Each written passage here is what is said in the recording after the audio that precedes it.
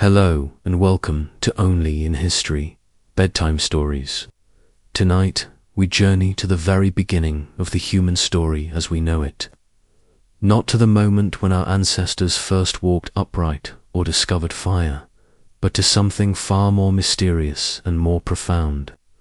The moment when we stopped wandering and started building.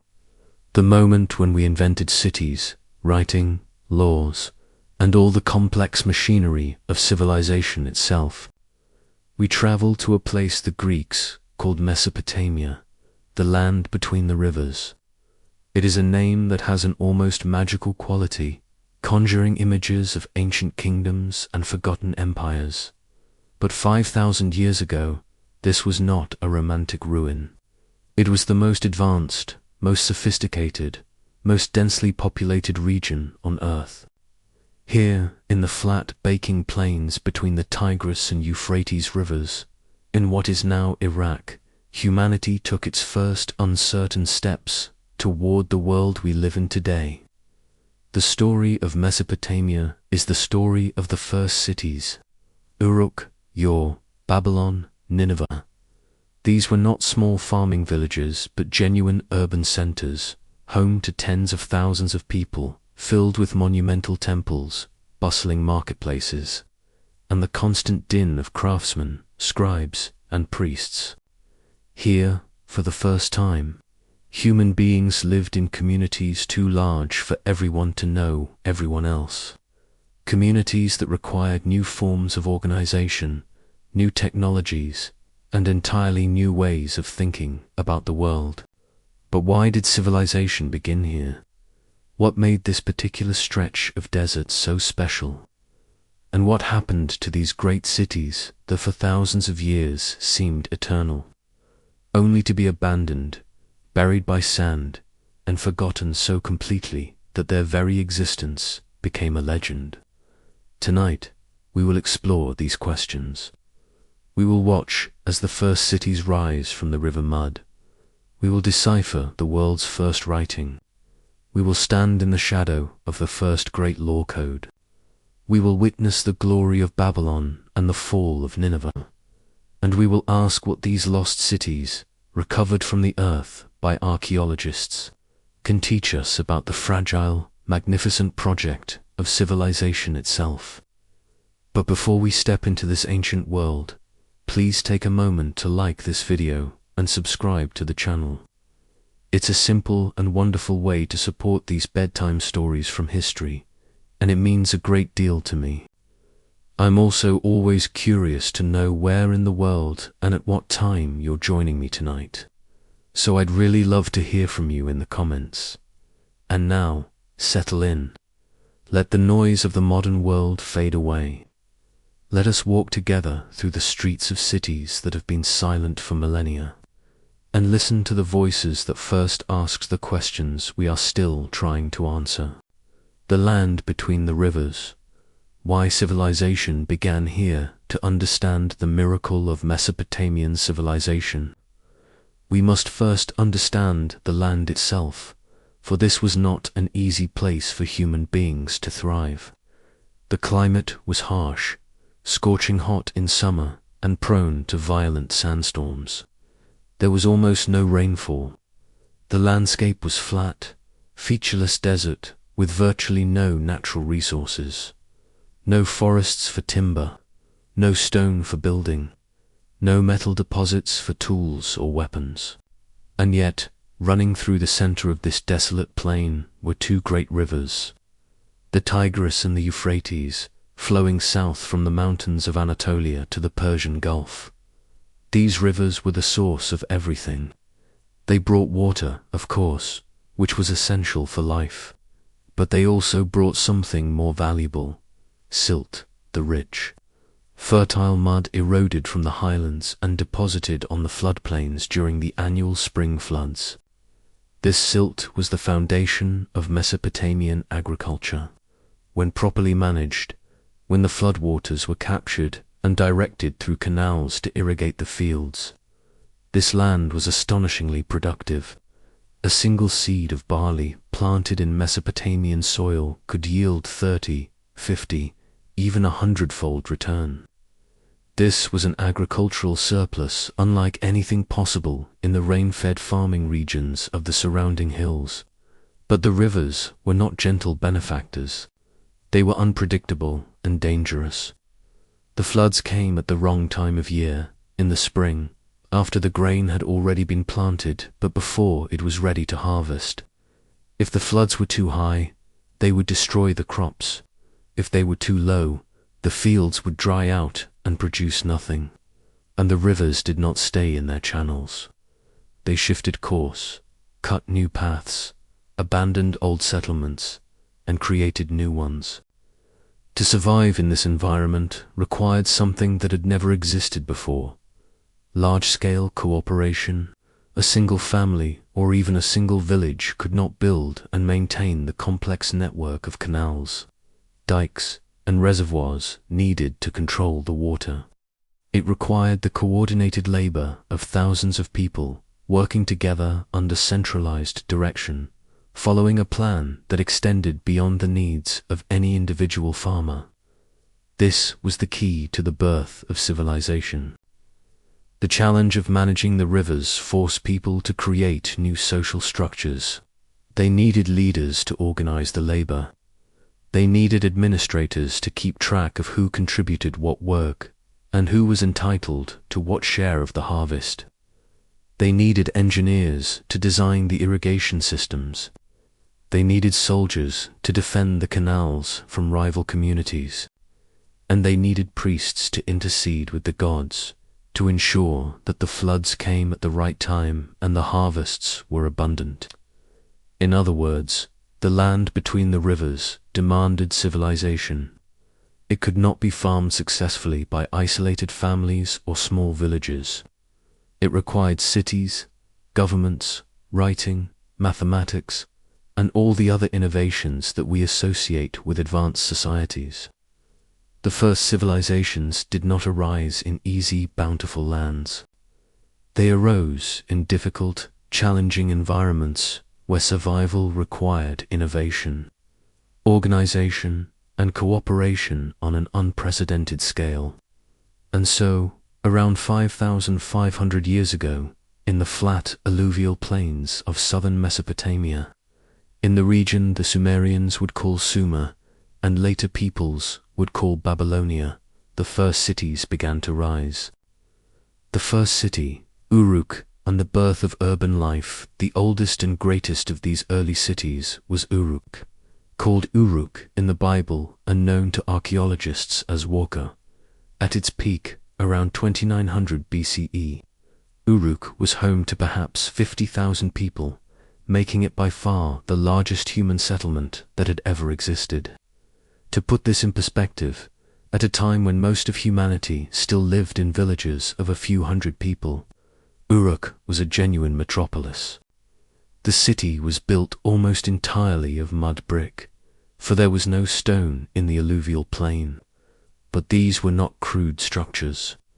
The Mesopotamians had perfected the art of brick-making, creating standardized rectangular bricks that could be stacked and bonded with bitumen, a natural tar that seeped from the ground in certain areas. The bricks were sometimes baked in kilns to make them more durable, though more often they were simply sun-dried, which made them vulnerable to erosion over time. This is why so many Mesopotamian cities have vanished, melted back into the earth from which they were built. At the heart of Uruk stood its most magnificent structure, a massive temple complex dedicated to Inanna, the goddess of love, war, and fertility. The main temple was built on top of an artificial mountain, a ziggurat, a stepped pyramid of mud brick that rose in receding terraces to a height of over 40 meters. At the summit was a small shrine where the priestesses of Inanna performed their rituals. Far above the ordinary life of the city, closer to the realm of the gods. The ziggurat was not just a religious structure.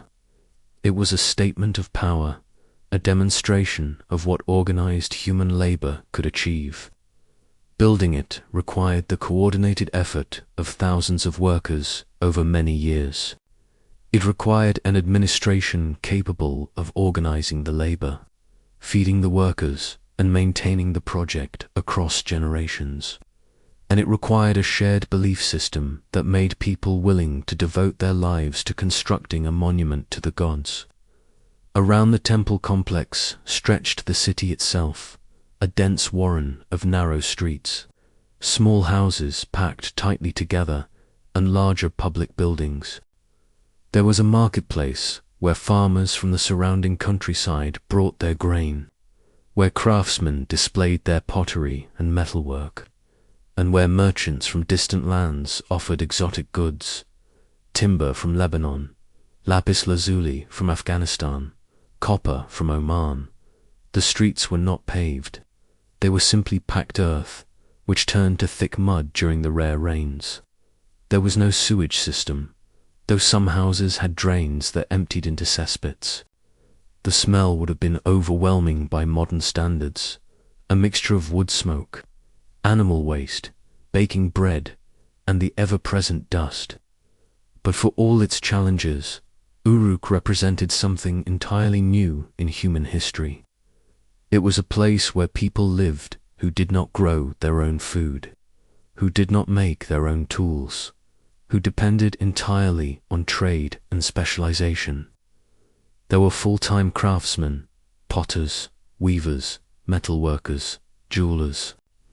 There were full-time priests and priestesses who managed the temple estates. There were scribes who kept records. There were merchants who organized long-distance trade. And there were administrators who coordinated all of this activity. This specialization was possible only because of the agricultural surplus produced by the irrigation agriculture of the surrounding fields. The farmers grew enough food to feed not only themselves, but also all these non-farming specialists. And in return, the city provided services that the farmers could not provide for themselves: protection from raiders, access to craft goods, and religious ceremonies that, it was believed, ensured the continued favor of the gods. Uruk was governed by an En, a priest-king who served as the representative of the city's patron deity. The En was both a political and religious figure, responsible for maintaining the temples, organizing the irrigation works, leading the army, and ensuring justice. But the En was not an absolute monarch in the later Mesopotamian style. He was constrained by a council of elders and by the assembly of free male citizens, who could be called upon to make important decisions, especially about war and peace. This early form of government, a mixture of monarchy, oligarchy, and limited democracy, would not last. Over time, as cities grew larger and conflicts became more frequent, power would concentrate in the hands of individual rulers who styled themselves Lugals, great men or kings, and who claimed divine authority for their rule. But in its early phase, Uruk represented an experiment in collective governance, a city managed by and for its citizens. It was in this bustling, complex, overwhelming urban environment that humanity took its next great leap forward. The city had created problems that had never existed before. How do you keep track of thousands of transactions in the marketplace? How do you record who owes what taxes to the temple? How do you send messages to distant cities? The solution, invented in Uruk around 3200 BCE, would change everything. They invented writing, the clay tablets. How writing began as accounting. The first writing in human history was not poetry or philosophy or sacred texts. It was accounting. The earliest written documents we possess are clay tablets from Uruk that record quantities of goods, so many jars of oil, so many bushels of barley, so many sheep. These were the records of the temple administrators, tracking the wealth that flowed into the religious complexes that dominated the early Sumerian cities. The system began simply. For centuries, Mesopotamian administrators had used small clay tokens of different shapes to represent different commodities. A cone meant a small measure of grain. A sphere meant a larger measure. A cylinder meant an animal. These tokens were stored in clay envelopes, and the outside of the envelope was marked with impressions of the tokens inside, so that the contents could be verified without breaking the seal. Someone, we will never know who, realized that if the impressions on the outside of the envelope contained all the necessary information, the tokens inside were unnecessary. The impressions themselves were the record. And once this realization was made, it was a short step to impressing marks directly onto a flat tablet, creating a two-dimensional representation of three-dimensional objects. These earliest tablets used pictograms, simplified drawings of the things they represented. A picture of a head meant a person. A picture of a bowl meant food. A picture of a star meant heaven or deity. But pictograms had limitations. They could represent concrete objects, but not actions, not abstract concepts, not the grammatical structure of language. The breakthrough came when the Sumerians realized that signs could represent not just things, but sounds. The sign for water, pronounced A in Sumerian, could also be used to represent the sound A in any word. This is the rebus principle. The same principle used in children's puzzles, where a picture of an eye and a picture of a can might represent I can. By combining pictograms and phonetic signs, the Sumerians created the world's first true writing system, capable of recording the full complexity of spoken language. They called it cuneiform, from the Latin word cuneus, meaning wedge, because the signs were made by pressing a wedge-shaped stylus into soft clay. The tablets were then baked hard, creating a permanent record. This was a revolution. For the first time in history, human knowledge could be preserved and transmitted across space and time without relying on memory. A merchant in Uruk could send detailed instructions to an agent in a distant city. A king could proclaim laws that would be enforced uniformly throughout his realm. A priest could record sacred rituals so that they would be performed identically for generations. But writing also created a new form of power. Literacy was not universal. It required years of training to master the hundreds of cuneiform signs and their various meanings. This created a professional class of scribes who controlled access to knowledge and who became indispensable to the functioning of the state and the temples. The scribes were trained in special schools called Edaba, the tablet houses.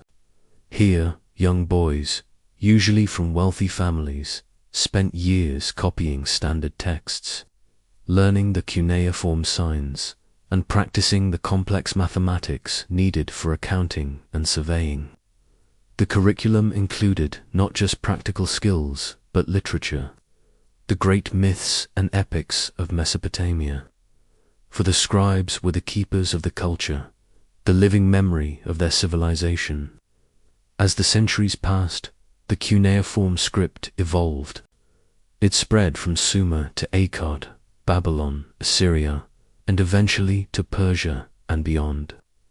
It was adapted to write not just Sumerian, but dozens of other languages, and the range of texts expanded from simple accounting records to include royal inscriptions, legal codes, scientific treatises, medical texts, astronomical observations, and literature. The most famous of these literary texts is the Epic of Gilgamesh, the story of a legendary king of Uruk who seeks immortality and learns that death is the fate of all mortals. It is perhaps the oldest surviving work of literature in the world, and it reveals that the Sumerians and their successors were not just practical-minded accountants, but people who grappled with the same fundamental questions that still occupy us today. What is the meaning of life? How should we face death? What legacy will we leave behind? The clay tablets of Mesopotamia, hundreds of thousands of them, recovered from the ruins of ancient cities, are the voices of a civilization speaking across the millennia. And what they tell us is that the people who invented writing were not so different from us. They worried about their taxes. They wrote love letters. They complained about their children. They composed prayers asking the gods for health and prosperity. They were, in short, recognizably human. The first empire, Sargon of Akkad, and the dream of unity for centuries. Mesopotamia was a patchwork of independent city-states, each ruled by its own king, each with its own patron deity, and each constantly competing with its neighbors for control of water, farmland, and trade routes. Wars were common, but they were usually limited in scope.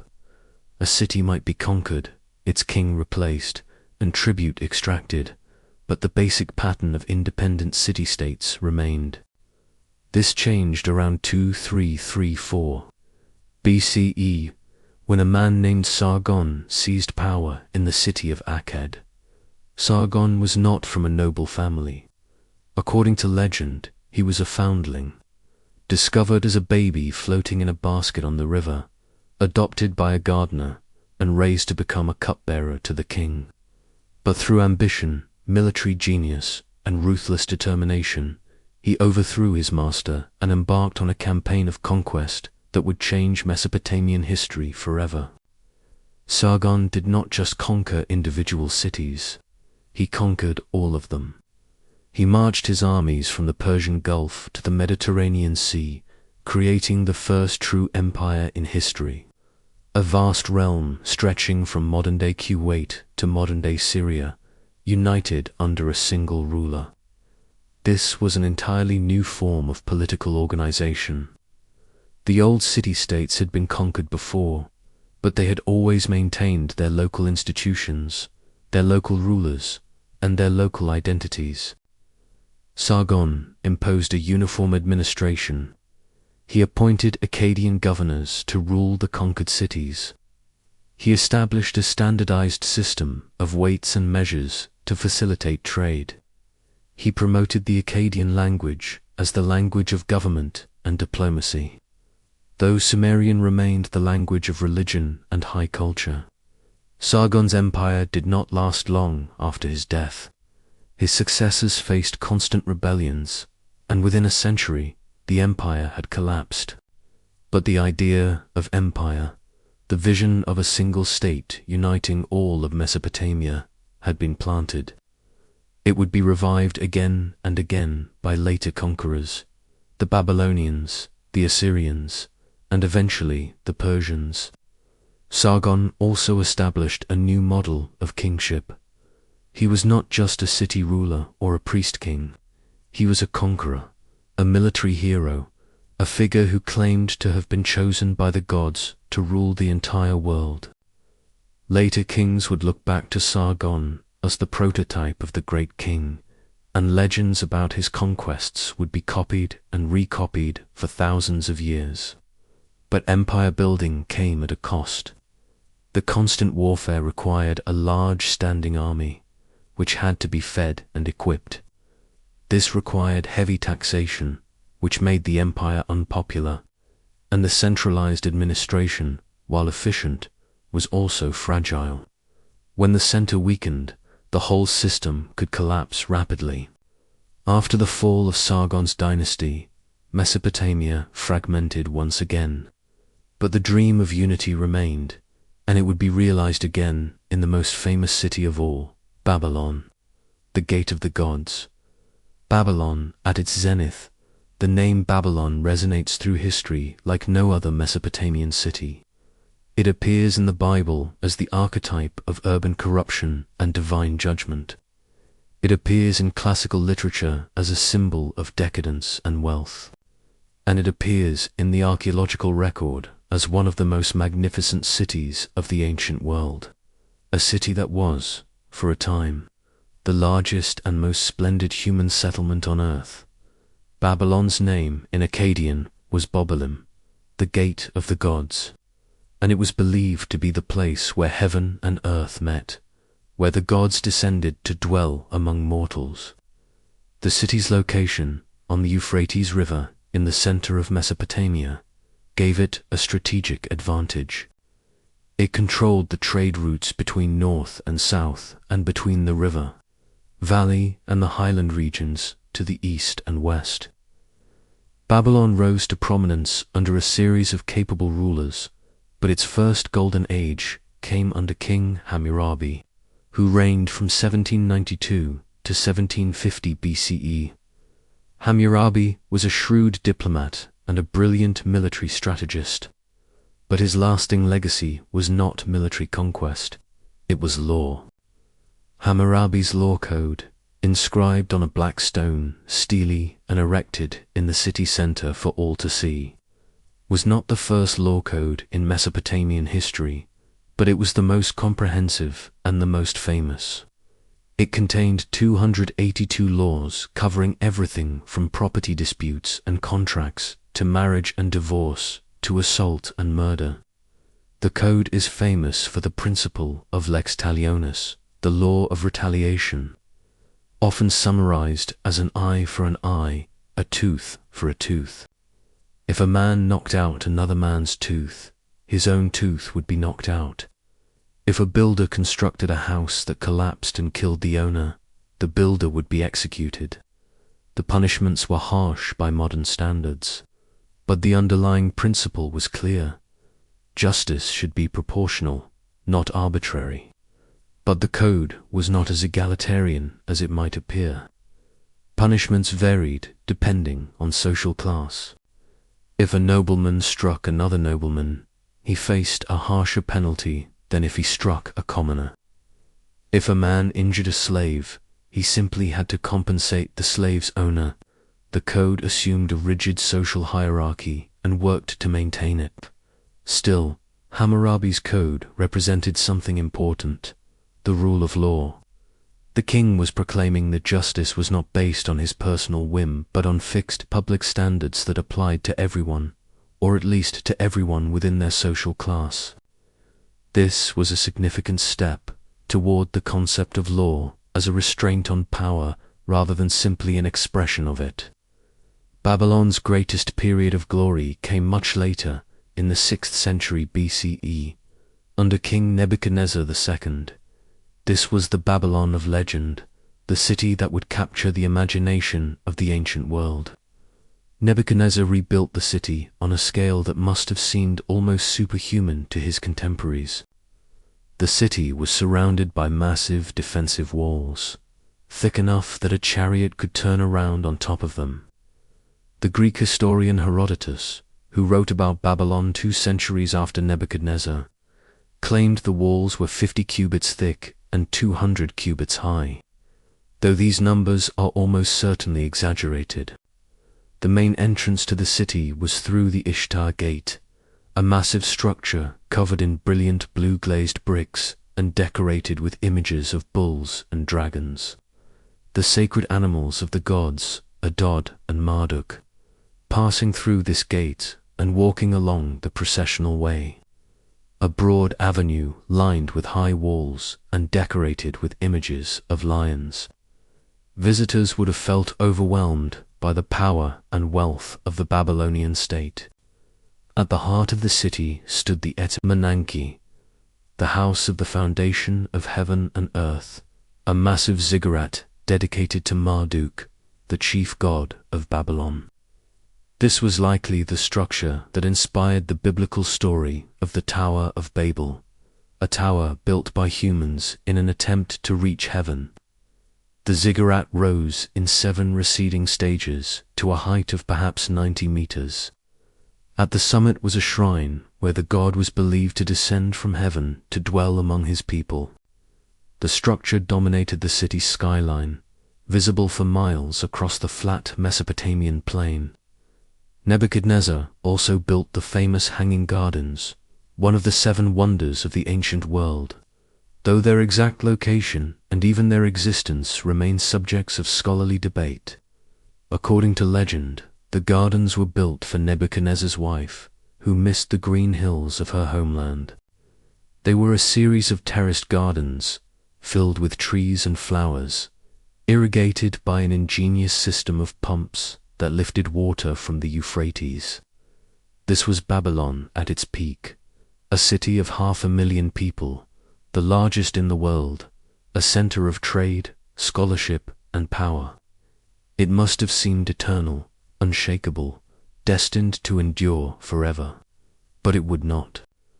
The Iron Warriors, the Assyrian Empire, and the Age of Conquest, while Babylon represented the ideal of civilization, order, and culture, another Mesopotamian power was building an empire based on a very different principle: terror.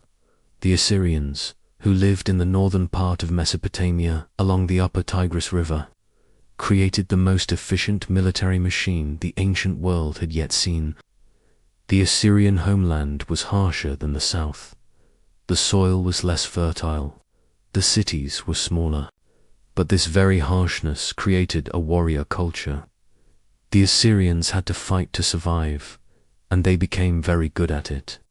Beginning around 900 BCE, under a series of ruthlessly effective kings, Assyria embarked on a campaign of conquest that would eventually create an empire stretching from Egypt to the Persian Gulf, from Anatolia to the Iranian plateau. This was the first truly international empire, incorporating dozens of different peoples, languages, and cultures under a single military government. The Assyrian military was a professional, standing army, the first of its kind. Unlike the citizen militias of earlier Mesopotamian states, the Assyrian army was composed of full-time soldiers who trained year-round. They pioneered the use of iron weapons and armor, which was superior to the bronze equipment used by their enemies. They developed sophisticated siege techniques, using battering rams, siege towers, and tunneling to break through city walls. But the Assyrians' most effective weapon was terror. They deliberately cultivated a reputation for cruelty. Cities that resisted were not just conquered but utterly destroyed. The inhabitants were massacred or enslaved. The buildings were burned. The fields were salted. Assyrian kings boasted in their inscriptions about the rivers of blood they had created, about the pyramids of skulls they had erected, about the captives they had impaled or flayed alive. This was not mindless savagery. It was calculated, psychological warfare. The goal was to make resistance seem so horrifying that cities would surrender without a fight. And it often worked. Many cities opened their gates to the Assyrian army rather than face the alternative. The capital of the Assyrian Empire, Nineveh, became one of the great cities of the ancient world. Like Babylon, it was surrounded by massive walls and dominated by monumental architecture. The royal palaces were decorated with carved stone reliefs depicting the king's conquests in graphic detail. Cities being besieged, captives being led away in chains, enemies being executed. These reliefs were not just art. They were propaganda, designed to demonstrate the king's power and to intimidate visitors from subject provinces. The message was clear. This is what happens to those who defy Assyria. But the Assyrian Empire's reliance on terror created a fundamental weakness. It was hated by nearly all of its subjects. The empire was held together not by loyalty or shared culture, but by fear and military force. And when that military force weakened, even briefly, the entire structure was vulnerable to collapse. That collapse came at the end of the 7th century BCE. The Assyrians had overextended themselves. Their constant wars had drained their resources. And the subject peoples, particularly the Babylonians and the Medes, saw an opportunity. In 612 BCE, a coalition army besieged Nineveh. The city, which had seemed invincible, fell after a 3-month siege. The attackers destroyed it so thoroughly that within a few centuries, its location was forgotten. The sudden, complete destruction of Assyria sent shockwaves through the ancient world. It proved that even the mightiest empire was mortal. and it gave birth to the biblical prophecies of doom against Nineveh, passages that exult in the fall of the oppressor and that would be remembered for thousands of years. The King of the universe. What it meant to rule Mesopotamian. To understand Mesopotamian civilization, we must understand how its people thought about kingship. The king was not just a political leader or a military commander. He was the representative of the gods on earth, the living link between heaven and the human world. When a new king was crowned, he underwent elaborate rituals that transformed him from a mortal man into a semi-divine figure. In Babylon, the king would participate in the New Year festival, the Akkad, where he was symbolically humiliated, stripped of his royal regalia, and struck by the high priest before being reinvested with his power. This ritual death and rebirth renewed his divine mandate and ensured the continued favor of the gods. The king's primary responsibility was to maintain Ma'at, the cosmic order. He did this through building temples, performing sacrifices, and ensuring justice. A good king brought prosperity. The rivers flooded at the right time. The harvests were abundant. Trade flourished. A bad king brought disaster. The gods withdrew their favor. Drought, plague, and military defeat followed. This created an interesting dynamic. The king claimed absolute power, but that power was conditional on his success. If things went badly, it was a sign that the gods were displeased, and the king could be overthrown and replaced. This happened frequently in Mesopotamian history. Kings adopted grandiose titles. They called themselves King of the Universe, King of the Four Quarters, Shepherd of the black-headed people. These were not just boasts, they were claims to cosmic significance, assertions that the king's rule extended not just over a particular territory, but over the entire ordered world. But beneath the rhetoric, Mesopotamian kingship was fundamentally pragmatic. The king's power depended on his ability to manage the irrigation systems, to defend the borders, to maintain trade, and to distribute justice. A king who failed in these practical tasks would not last long, regardless of his divine pretensions. The persistence of the past Mesopotamia matters. The great cities of Mesopotamia have been silent for over 2,000 years. Babylon fell to the Persians in 539 BCE and never regained its independence.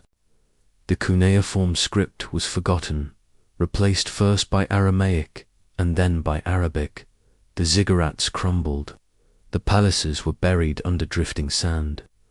For centuries, Mesopotamia existed only as a collection of mysterious mounds in the Iraqi desert and as distant, half-remembered references in the Bible and classical literature. The rediscovery began in the 19th century. European archaeologists, driven by a combination of scientific curiosity and colonial ambition, began to excavate the tells, the ancient mounds. They found palaces, temples, and libraries filled with clay tablets. They deciphered cuneiform, and slowly, painstakingly, they reconstructed the lost history of humanity's first civilization. What they discovered was astonishing. The Mesopotamians had invented writing, mathematics, astronomy, and law. They had built the first cities, the first empires, and the first monumental architecture. They had created literature, developed medicine, and organized the first schools. But more than that, they had grappled with the fundamental questions of human existence. How should society be organized? How can justice be achieved? What do we owe to the gods? How should we face death? Their answers were very different from ours, but the questions were the same. Mesopotamian civilization teaches us that civilization itself is fragile. The great cities that seemed eternal were abandoned. The mighty empires collapsed. The accumulated knowledge was lost, and yet something persisted. The innovations they created, writing, law, urban life spread outward, influencing Egypt, Persia, Greece, and eventually the entire world. We are, whether we know it or not, the heirs of Mesopotamia. When we write, we are using a technology they invented. When we organize our cities, we are following patterns they established. When we look to written law as a source of justice, we are building on foundations they laid. The lost cities between the rivers have been found again, and they speak to us still, reminding us of how far humanity has come and how much we owe to those first. Brave experiments in living together in communities too large for kinship alone to bind them. Epilogue: the silent mounds and the voices they hold. If you were to travel to Iraq today, to the flat plains between the Tigris and Euphrates, you would see scattered across the landscape a series of low hills, mounds of earth rising above the surrounding fields. These are the tells, the accumulated ruins of ancient cities, layer upon layer of mud brick buildings, built, inhabited, destroyed, and built again over thousands of years. Some of these sites have been excavated. Babylon, your Nineveh, and others have revealed their secrets to archaeologists. But many more remain untouched, waiting beneath the earth, holding their clay tablets and their stories. The cuneiform texts that have been recovered, hundreds of thousands of them, represent only a fraction of what was written. Most of the tablets that existed in antiquity have been lost, dissolved back into mud by rain and time. And many of those that survive have not yet been translated. They sit in museum storerooms, waiting for scholars to read them, to unlock the voices they contain. What will they tell us? We cannot know until they are read. But if the past is any guide, they will tell us that the ancient Mesopotamians were people like us. They loved and grieved. They worked and worried. They dreamed of a better future and feared the end of their world. They built their cities in defiance of a harsh landscape, creating order out of chaos, culture out of desert. And though their cities fell silent, though their names were forgotten, though their very language vanished from the earth, something of what they created endured. We stand on foundations they laid. We ask questions they first posed. We struggle with problems they first confronted. And we too are building, hoping that what we create will outlast us, that some trace of our efforts will persist into a future we cannot imagine. The lost cities of Mesopotamia have been found, but they are still teaching us, still showing us what it means to be human, to build, to hope, to create something larger than ourselves that might, just might, touch eternity. Thank you for joining me on this journey to the very beginning of civilization, to the land between the rivers where humanity first learned to write, to build, and to dream of lasting glory. I hope this story has brought the distant past to life and reminded you that we are all part of a single, long, unbroken story. I wish you a calm and peaceful night, and may your own dreams be filled with wonder. Good night. And yet, even after we close the final page on Mesopotamia's rise and fall, something lingers, an echo, a quiet pulse beneath the dust. The story does not truly end where the ruins fade, for the land between the rivers is not only a birthplace, it is a reminder that civilizations are living things, with triumphs and failures, with breath and heartbeat, with memory and forgetting. And when we allow ourselves to sit a moment longer beside those ancient mounds, we begin to understand that their silence speaks just as loudly as their achievements. Let us walk gently into that silence. Imagine standing beside the remnants of Uruk at dusk, the city that once defined what a city could be. The winds drift across miles of broken brick and scattered pottery shards. Nothing moves, nothing shouts, nothing sings. And yet, Beneath your feet lie the foundations of humanity's first great experiment in community. Thousands of years ago, these same winds carried the sounds of markets, of laughing children, of scribes scratching tablets, of laborers stacking bricks in rhythmic unity. What happened here did not vanish. It transformed. For even after empires fell, the everyday life of Mesopotamia left behind a vast tapestry of small details that reveal not only the rise and fall of states, but the intimate humanity of the people who lived there. It is here, in these quiet details, that the lost world becomes startlingly alive. The people of the plains, lives hidden in the clay. We often speak of kings, empires, and battles, but Mesopotamia was built just as much by farmers, potters, herdsmen, merchants, and countless unnamed families whose lives rarely appear in grand inscriptions. Yet the clay tablets, those humble rectangles of mud hardened by time, preserve their voices with astonishing clarity. We find, for example, early letters between family members. A son writes to his mother, promising to return home soon with a gift. A merchant far from home begs a friend for help securing grain during a shortage. A frustrated scribe complains that his students cannot memorize their lessons. Through these tablets, we see that life in the cradle of civilization was neither simple nor distant. Husbands and wives argued. Parents worried for their children. Workers sought better wages. Farmers appealed to temple officials when floods destroyed their crops. There were lawsuits over boundary stones, inheritance disputes, and contracts for marriage and divorce. It is astonishing how modern their concerns feel. And then there are the school texts, the student exercises filled with errors, corrections, doodles, even occasional jokes.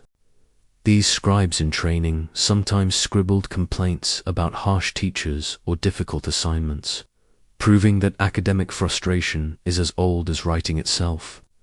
What emerges from these traces is not a world of faceless ancients, but one filled with people who laughed, struggled, hoped, and hurt, people whose humanity bridges thousands of years. The gods who walked among men in Mesopotamia, the divine was not distant. The gods were believed to inhabit the cities, to walk their streets, to sleep in their temples, to demand offerings, and to intervene, sometimes unpredictably, in human affairs. To modern eyes, their pantheon may seem complex. Enlil, the storm god, Inanna, the fierce goddess of love and war, Enki, the wise lord of fresh waters, Utu, the sun god who brought justice. But to the Mesopotamians, these deities were not abstract ideals. They were powerful forces threaded through every aspect of life. Each city had its patron god who protected it. Each household had protective spirits guarding doorways and courtyards. Every field, every river, every illness, every dream had a divine meaning. But the gods were not uniformly benevolent. They could bless or destroy, guide or mislead. And unlike the later Greek gods, who often behaved like flawed humans, the Mesopotamian deities embodied elemental force, unpredictable, vast, and often terrifying.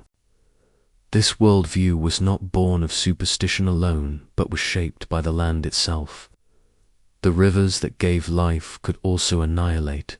Droughts could devastate entire regions. Sandstorms could swallow villages. For a people living in such an unstable environment, the divine was as real as the shifting waters of the Euphrates. And yet, through ritual, prayer, and offering, they sought a fragile harmony, a balance between mortal desire and cosmic order. The art of remembering, epics and myths that endured even after cities fell, the stories endured. The Mesopotamians were master storytellers, weaving myth and memory into narratives that explained the world around them. Their myths were not entertainment. They were frameworks through which they understood fate, justice, kingship, and mortality. The Epic of Gilgamesh is the most famous, but far from the only masterpiece. There were stories of creation, tales of heroic journeys, hymns to the gods, wisdom literature, proverbs, laments, and even playful dialogues between personified objects like sheep and grain. One of the most haunting genres was the city lament. When Ur or Uruk or Nippur fell to enemies or natural disaster, scribes composed poetic laments describing not only the destruction but the theological meaning behind it. A city was not simply destroyed, its god had abandoned it, leaving it vulnerable.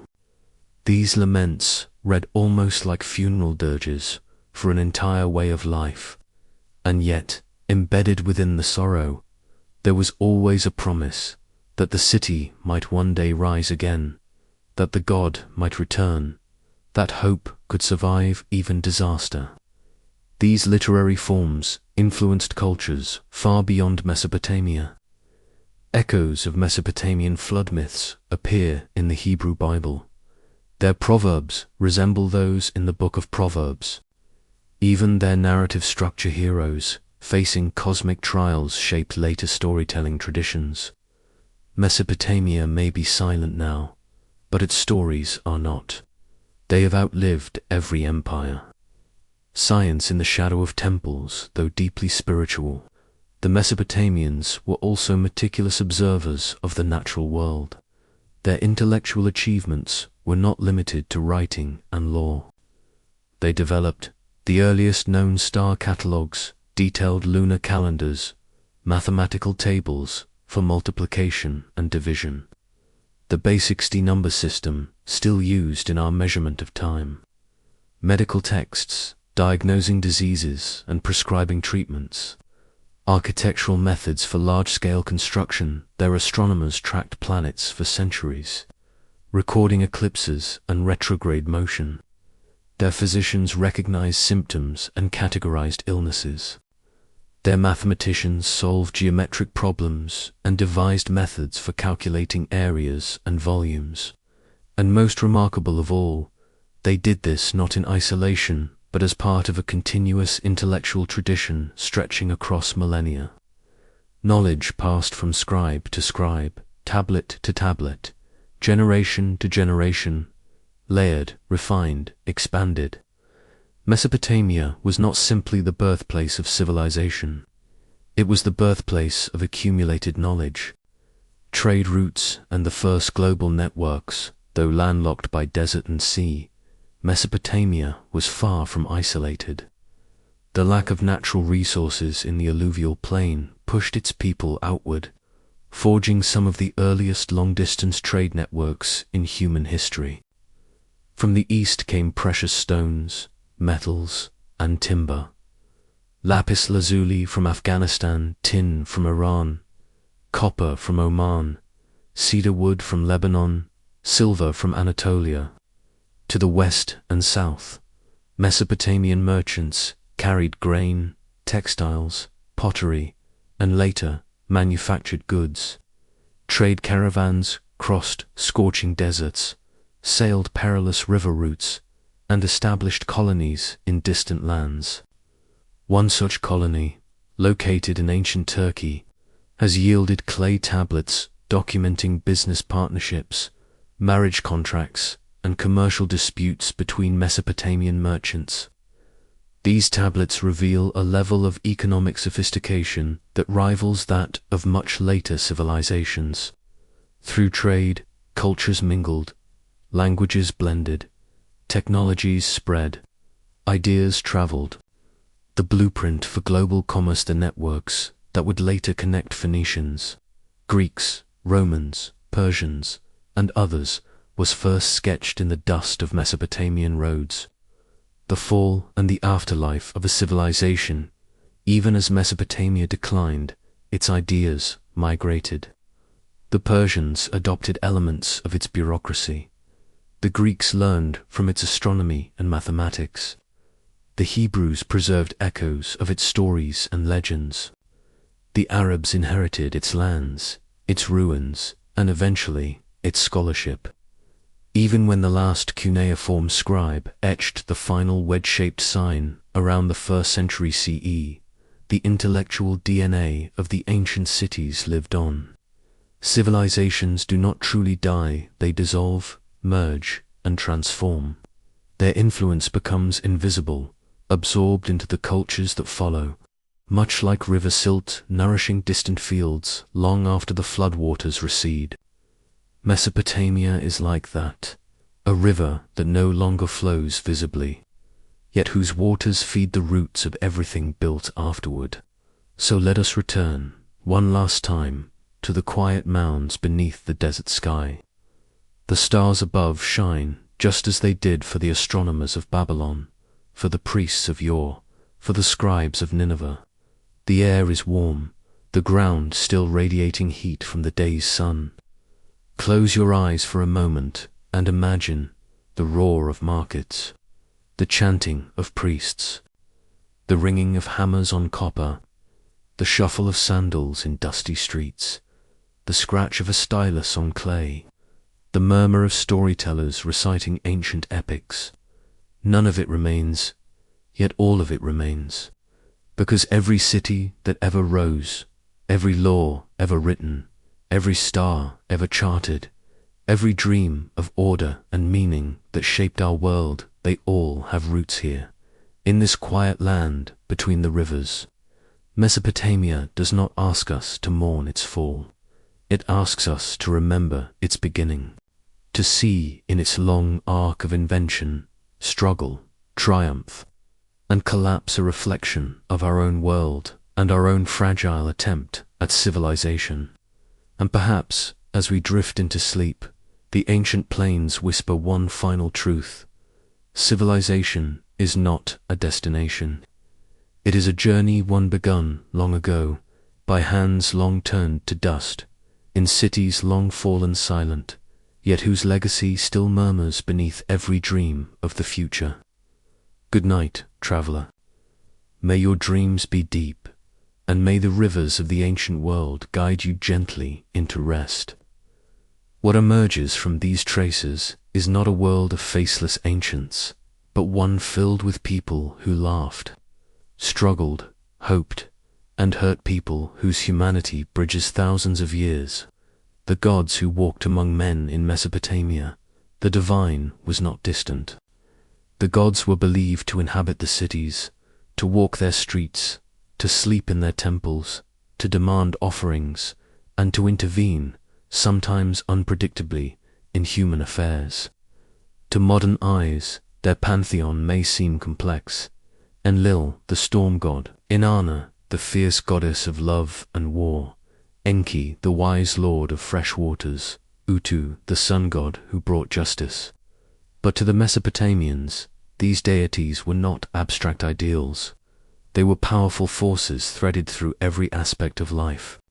Each city had its patron god who protected it. Each household had protective spirits guarding doorways and courtyards. Every field, every river, every illness, every dream had a divine meaning. But the gods were not uniformly benevolent. They could bless or destroy, guide or mislead. And unlike the later Greek gods, who often behaved like flawed humans, the Mesopotamian deities embodied elemental force, unpredictable, vast, and often terrifying. This worldview was not born of superstition alone, but was shaped by the land itself. The rivers that gave life could also annihilate. Droughts could devastate entire regions. Sandstorms could swallow villages. For a people living in such an unstable environment, the divine was as real as the shifting waters of the Euphrates. And yet, through ritual, prayer, and offering, they sought a fragile harmony, a balance between mortal desire and cosmic order. The art of remembering, epics and myths that endured even after cities fell, the stories endured. The Mesopotamians were master storytellers, weaving myth and memory into narratives that explained the world around them. Their myths were not entertainment.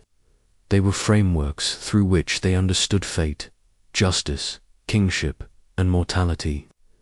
The Epic of Gilgamesh is the most famous, but far from the only masterpiece. There were stories of creation, tales of heroic journeys, hymns to the gods, wisdom literature, proverbs, laments, and even playful dialogues between personified objects like sheep and grain. One of the most haunting genres was the city lament. When Ur or Uruk or Nippur fell to enemies or natural disaster, scribes composed poetic laments describing not only the destruction but the theological meaning behind it. A city was not simply destroyed, its god had abandoned it, leaving it vulnerable. These laments read almost like funeral dirges for an entire way of life, and yet, embedded within the sorrow, there was always a promise that the city might one day rise again, that the god might return, that hope could survive even disaster. These literary forms influenced cultures far beyond Mesopotamia. Echoes of Mesopotamian flood myths appear in the Hebrew Bible. Their proverbs resemble those in the Book of Proverbs. Even their narrative structure heroes facing cosmic trials shaped later storytelling traditions. Mesopotamia may be silent now, but its stories are not. They have outlived every empire. Science in the shadow of temples, though deeply spiritual, the Mesopotamians were also meticulous observers of the natural world. Their intellectual achievements were not limited to writing and law.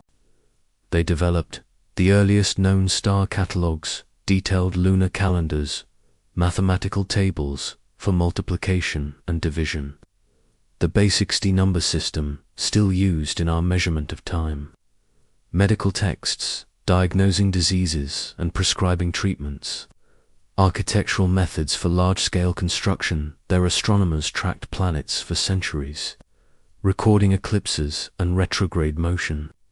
Their physicians recognized symptoms and categorized illnesses. Their mathematicians solved geometric problems and devised methods for calculating areas and volumes. And most remarkable of all, they did this not in isolation, but as part of a continuous intellectual tradition stretching across millennia. Knowledge passed from scribe to scribe, tablet to tablet, generation to generation, layered, refined, expanded. Mesopotamia was not simply the birthplace of civilization. It was the birthplace of accumulated knowledge. Trade routes and the first global networks, though landlocked by desert and sea, Mesopotamia was far from isolated. The lack of natural resources in the alluvial plain pushed its people outward, forging some of the earliest long-distance trade networks in human history. From the east came precious stones, metals, and timber. Lapis lazuli from Afghanistan, tin from Iran, copper from Oman, cedar wood from Lebanon, silver from Anatolia.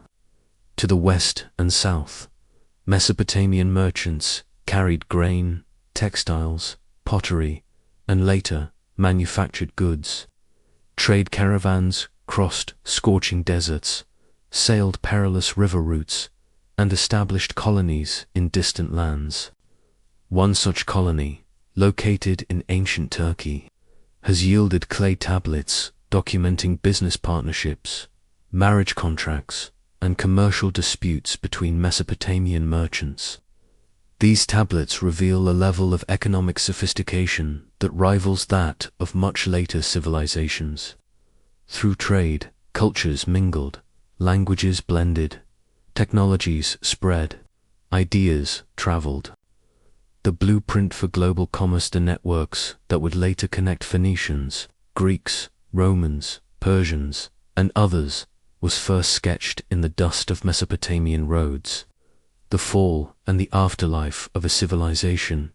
Even as Mesopotamia declined, its ideas migrated. The Persians adopted elements of its bureaucracy. The Greeks learned from its astronomy and mathematics. The Hebrews preserved echoes of its stories and legends. The Arabs inherited its lands, its ruins, and eventually its scholarship. Even when the last cuneiform scribe etched the final wedge-shaped sign around the 1st century CE, the intellectual DNA of the ancient cities lived on. Civilizations do not truly die, they dissolve, merge, and transform. Their influence becomes invisible, absorbed into the cultures that follow. Much like river silt nourishing distant fields long after the floodwaters recede. Mesopotamia is like that, a river that no longer flows visibly, yet whose waters feed the roots of everything built afterward. So let us return, one last time, to the quiet mounds beneath the desert sky. The stars above shine just as they did for the astronomers of Babylon, for the priests of yore, for the scribes of Nineveh. The air is warm, the ground still radiating heat from the day's sun. Close your eyes for a moment and imagine the roar of markets, the chanting of priests, the ringing of hammers on copper, the shuffle of sandals in dusty streets, the scratch of a stylus on clay, the murmur of storytellers reciting ancient epics.